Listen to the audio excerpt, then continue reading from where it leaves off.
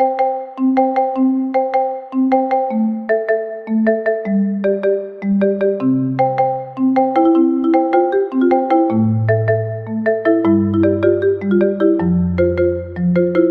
everyone, this is Yael, and I'm here to bring you the Divine Masculine reading for the coming week, November 7 to the 13th. As always, I've prayed over and shuffled the cards for you and pulled them already just to save time. So, let's get on with the reading. First card for the Divine Masculine is the King of Wands.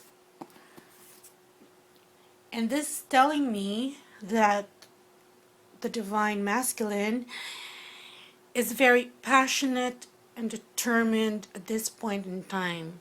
This is not an uncontrollable fire energy, it's a directed energy. He wants to do something, he has a goal, and he wants to get there as soon as possible.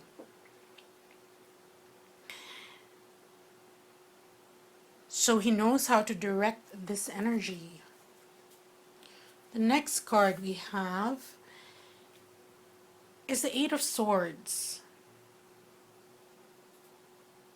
And in this card, right now, the Divine Masculine, despite wanting to do something,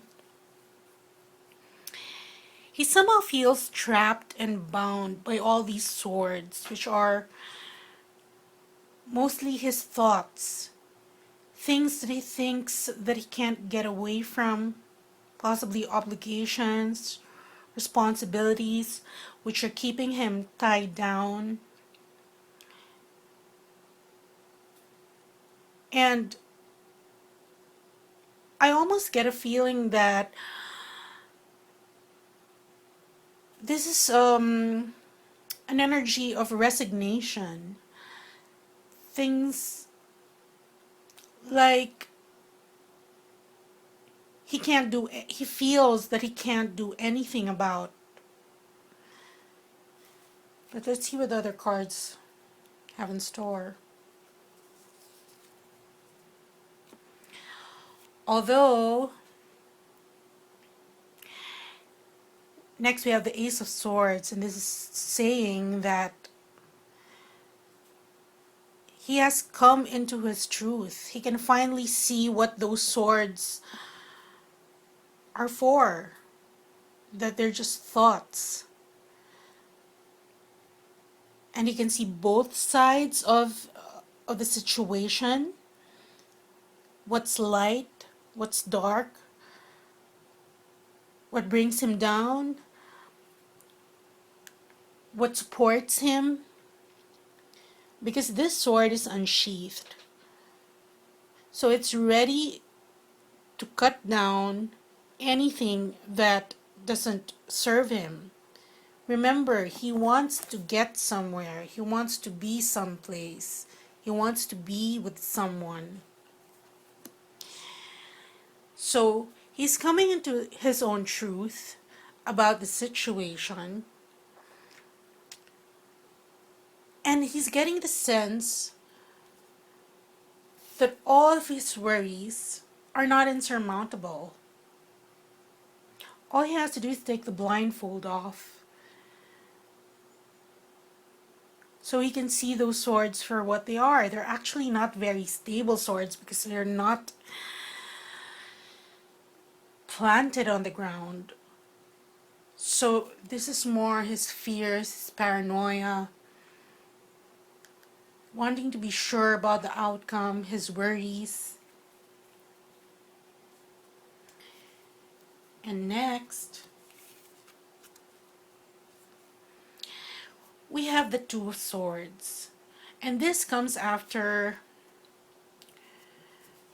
the Divine Masculine knows the truth. It is a progression, of course. After the one is the twos. And After finding out the truth of the situation, that the things that used to tie him down really weren't immovables, that there were things that he could get away with once he got his head in the right direction or his head screwed on right, he realizes right now that he has to make a choice. You see these two swords, their tips are drawn together, and usually that happens in fencing or in sword fights of old. The tip of your swords, you put it together, you and your opponent, signifying it's the start of an adventure, a journey, or a battle, a duel. Excuse me. So the divine masculine, he has that mental battle in his head because he knows he has to make a choice. He already knows the truth that, hey, I can actually get to where I want to go to because I'm not bound. I'm not as tied down as I thought I was. And so he's coming to this crossroads wherein he has to make a choice. And I feel that he feels that he has to make an enlightened choice. There are two swords, and before the battle, he knows that one of them, when you're in a sword fight and there's a duel, even before it starts, you already know that one will lose and the other one will win. Unless, of course, both are mortally wounded, but that's something else entirely. So, he's there right now. He knows he needs to make a choice. And let's see what the other card has for us. What is influencing this choice that the divine masculine has to make?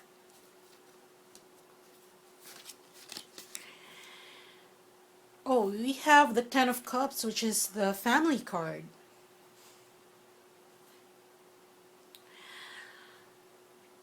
And this is saying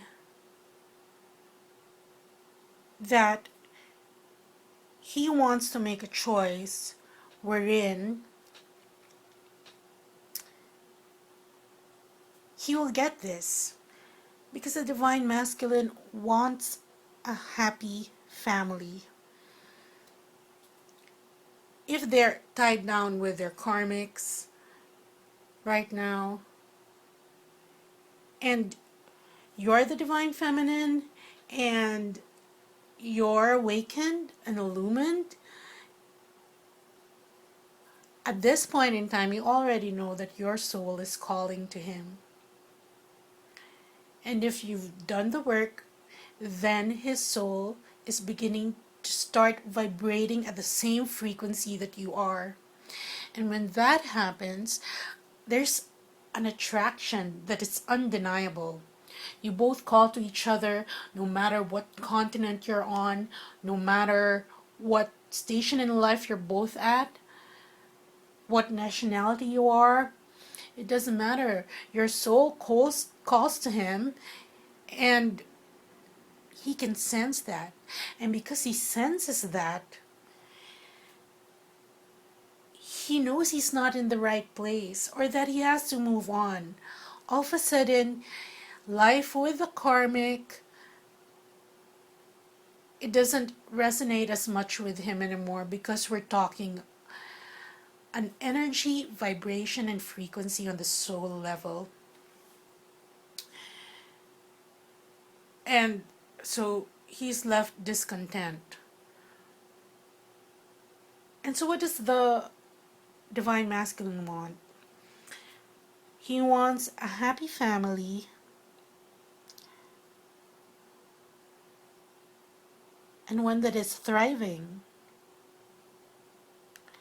There are bees in this picture, and bees are very, very organized. They're loyal too. They go back to their hive.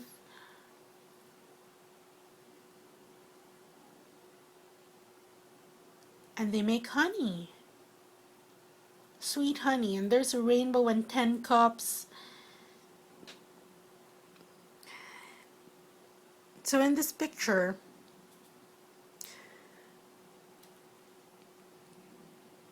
in this card, we see what the Divine Masculine wants. But we don't know who does he want it with. So we're going to pick a clarifying card for that. Okay. Let's see.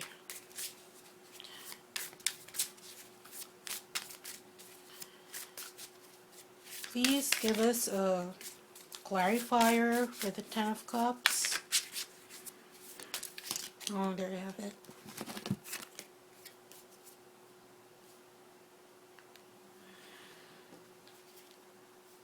Okay.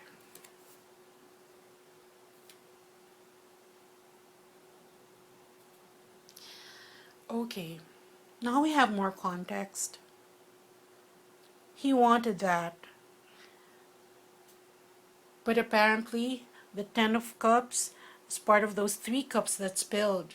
And he's still in this energy wherein he is mourning for what he lost. And while there are 2 cups behind him, in this deck, he can't quite see it yet.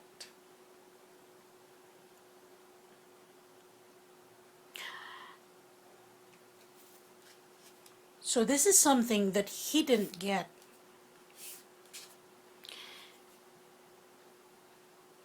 And that's part of the choice he's making. Let's ask for another clarifier.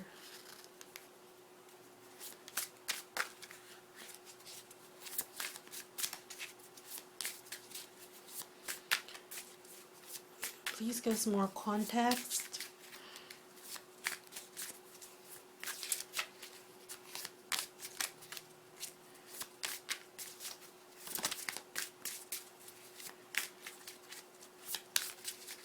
Okay.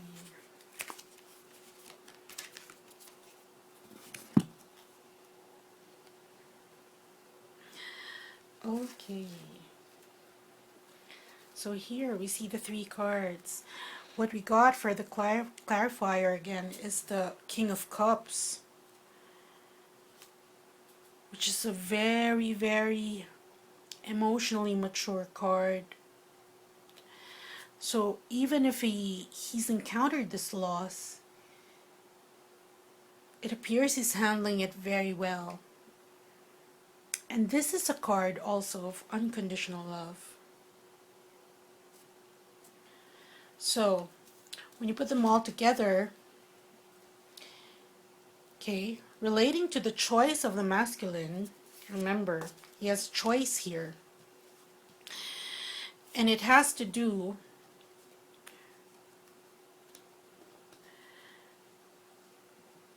with his desire to have a happy family life, which he didn't get. But now he recognizes, because he knows the truth, he recognizes the fact that he has so much love to give. And this cycles back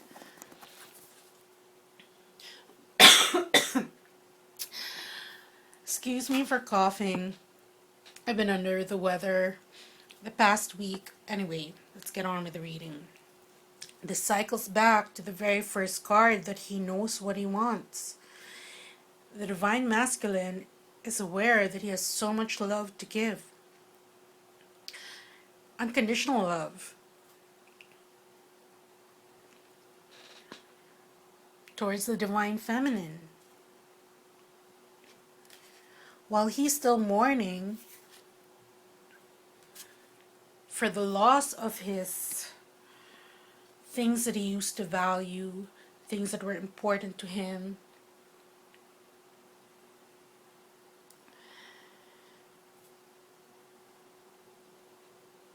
there behind him is the Two of Cups. And right now, He's in an emotionally mature place. So this has progressed from that to the King of Cups, where finally he has a deeper understanding of what he's gone through.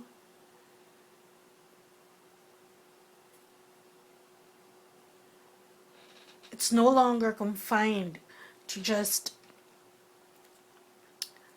a myopic vision of love.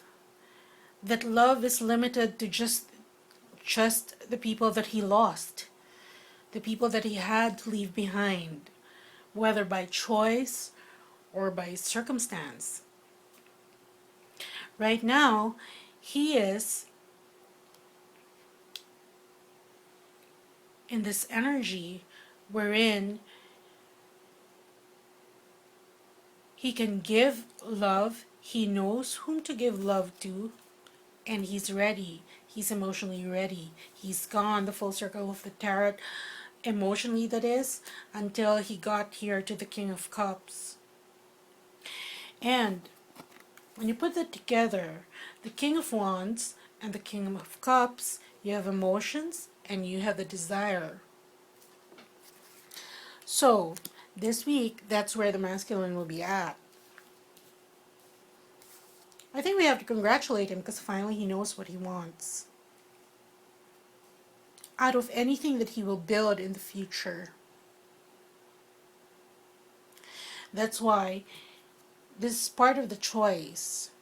He can stay stuck mourning the loss of his family or having a broader view of love and seeing that it does not have to be limited to just those specific people that he thought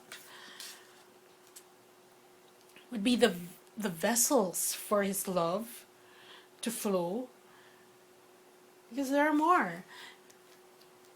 So he can finally see others. So what is the challenge of the Divine Masculine this week? Growth. It says, I want to expand my consciousness and my awareness. And that's explaining this. Because right now, the Divine Masculine is becoming more spiritually aware. They can sense it, possibly intuitively at first, but they know since they've grown into this energy, they know that there's more than meets the eye, and that he has to grow. So all these things, this possible discomfort that he's having in having to make a choice, they're causing growing pains for the Divine Masculine. He is in I would say, he's in unfamiliar territory. Usually, the Divine Masculine is very, men in general, they're very logical. And they're very focused, goal-oriented.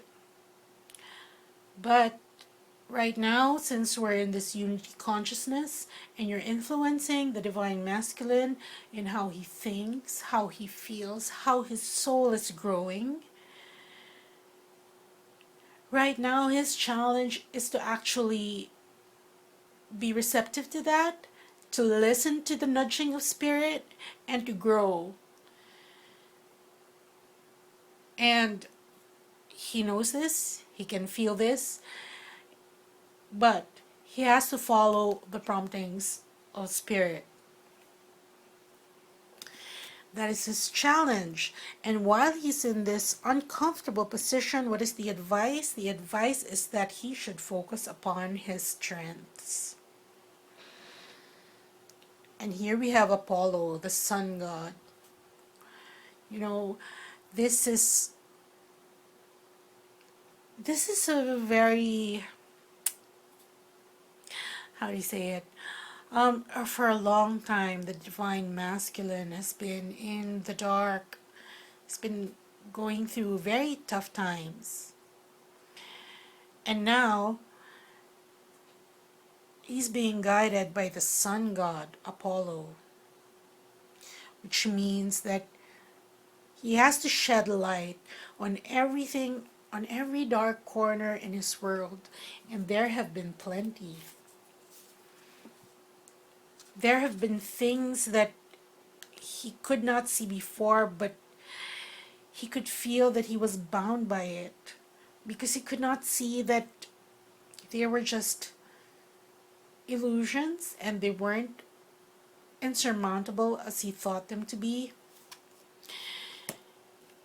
And so, if he focuses on his own strength, if he takes back his own power, as the divine feminine has been doing a very good job at past few weeks, then he will accomplish his mission of being able to grow spiritually, consciousness. So, that's what the divine masculine is telling us. He is raring to go somewhere, and he's finally found out the truth about his situation, that he's not trapped. There's freedom. All he has to do is open his eyes. And now, with freedom comes choice. He has to choose. He's beginning something again. He's beginning something again, and he has to choose. He can stay in this energy of mourning. He can stay in the more expansive energy of unconditional love. And this is the energy being offered by the divine feminine. Because what does he want? What is influencing that? He wants a happy family life. Completion. This completion, emotional completion, ultimate happiness, home and hearth. This is what he wants. So that's a choice he's making. He can stay in that energy or he can be expansive. And so, in focusing in his awareness, in focusing on expanding his consciousness and awareness, he has to focus on his strengths. He cannot be as vulnerable, as powerless, as the person he thought himself to be before. That's in the past. He's been enlightened. So, divine feminine, how do you help your divine masculine through this? Keep sending support, your unconditional love, affirmations, because right now he's following your lead when it comes to spiritual growth. So my advice to the divine feminine is to keep working on yourself. If you are in contact with your twin at this point in time, because he is growing and he is encountering growing pains, be like the drop of water that eventually shapes the rock. Don't bombard him with so many new things that he will be shocked and be more resistant. I know most divine feminines are well versed in twin flame lingo and all that, but take it slowly. He's open, he's receptive, but slowly, the way water shapes a rock, and give him support. He has the strength, he has the power, as strong as you feminines have discovered yourself to be. But he still needs a little push, an encouragement. So that's what I have for you this week. Thank you for watching. Thank you for likes. If this video resonates with you, then please subscribe. And thank you for all your comments. They bring a smile on my face, and I'm glad to have helped you. And try to visit my Facebook page, Yale Alchemy at Facebook. Okay, bye. I'll see you next week.